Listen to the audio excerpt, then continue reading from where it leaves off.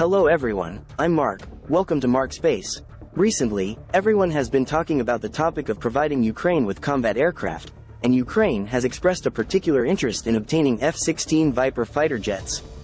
On March 10, Lockheed Martin delivered the first F-16V fighter jet to the Bahraini Air Force.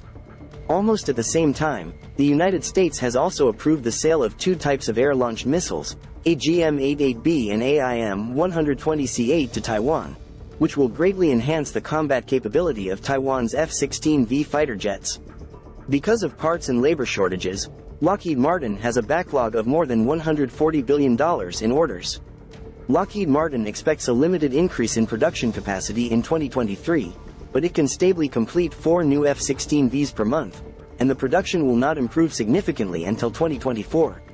Lockheed Martin said that the first two-seat F-16V will be delivered to Taiwan as early as the fourth quarter of this year, the first single-seat F-16V will be delivered in early 2024, and all 66 will be delivered in 2026. In the past few years, with the help and supervision of Lockheed Martin, Taiwan Aerospace Industrial Development Corporation has been working overtime to upgrade the F-16AB fighter jets to the F-16V standard. By the end of 2022, 100 aircrafts have been upgraded. All 141 modifications will be completed by the end of the year. Together with the new build 66 jets, Taiwan will have the world's largest fleet of F-16V fighters. The F-16 upgrade project requires more than 200,000 parts and more than 10 kilometers of wires and cables to be replaced. Lockheed Martin has also trained 50 Taiwanese skilled workers with international certificates. And the United States has also lifted the ban on the import of key components. The Taiwan license gives Aerospace Industrial Development Corporation the opportunity to become the largest F-16 maintenance base in the Asia-Pacific. Not only does Taiwan's F-16 no longer need to be shipped to the United States for maintenance and repair, but it can also do F-16 maintenance and upgrade work for other countries. The combat power of the F-16V is not inferior to the Chinese J-16 and J-10C, although the F-16, J-10, and J-16 are all fourth-generation fighters, but F-16 has received an upgrade similar to the F-35 fighter, which is unmatched by the J-10 and J-16. In the past, the U.S. military wanted to completely replace the fourth-generation aircraft with the fifth-generation aircraft, but because the cost was too high, the U.S. Air Force had to give up. Moreover, the fourth-generation fighter still retains good performance. If the technology of the fifth-generation fighter is used to upgrade avionics software and hardware and extend the life of the fuselage, it can still continue to play a positive role. Many technologies of the F-16V came from the fifth-generation fighter, such as the Active Electronically Scanned Array Radar ANAPG-83, which can track 20 targets at the same time, the technology to reduce radar reflection area, and as many as 12 different structural modifications. These upgrades extend the service life of the F-16 from 8,000 flight hours to 12,000 flight hours, which equates to an additional 8 to 10 years of service life per aircraft.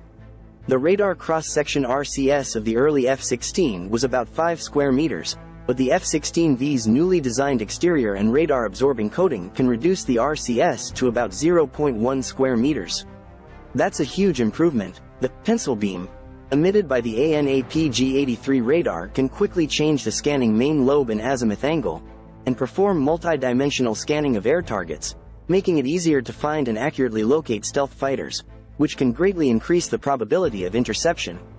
Taiwan's fleet of more than 200 F-16Vs, together with IDF fighters, should be able to balance the PLA Air Force.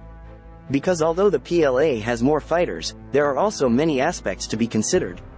They must be deployed in the east, west, south, north, and central regions, and it is impossible to use them all for Taiwan Strait operations. The range of F-16V weapons is getting farther and farther. In addition to being able to mount conventional AIM-9X Sidewinder air-to-air missiles and AGM-65 Maverick air-to-surface missiles, Taiwan's F-16V has also acquired attack capabilities with a range of more than 100 kilometers, including air-to-air, air-to-ground, and air-to-sea. Taiwan already has air-launched Harpoon anti-ship missiles with a range of more than 200 kilometers. Moreover, the U.S. government also approved the sale of 100 AGM-88B HARM anti-radiation missiles and 200 AIM-120C8 air-to-air missiles used by F-16 fighter jets to Taiwan on March 1. with a total amount of $619 million United States dollars. These are high-performance missiles currently in service with the U.S. Air Force, showing the U.S.'s trust in Taiwan, and may greatly enhance the F-16V's attack capability. The AIM-120C8, also known as the AIM-120D, is the most advanced medium-range air-to-air missile in active service with the U.S. Air Force. This is the first time it has been sold to Taiwan, and it will be the air-to-air missile with the longest range in Taiwan.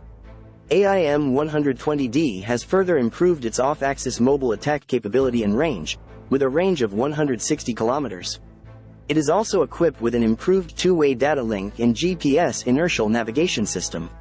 The AIM-120D has sharper detectors and can intercept low radar reflective targets such as high-speed cruise missiles or stealth fighters.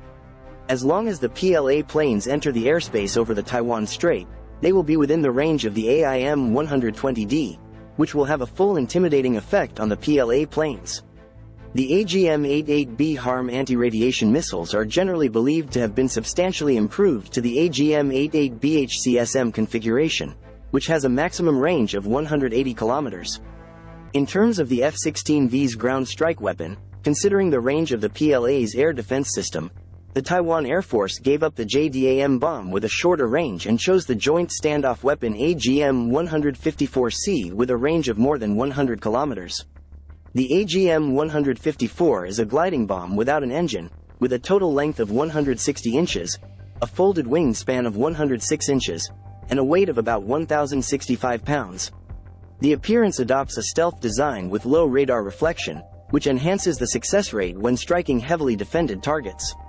The missile body also adopts a modular design, which can integrate new sensors and warheads.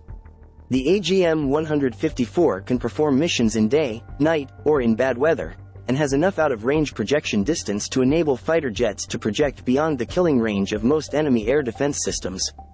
Because there is no power, the AGM-154 has a longer range when projected at high altitudes.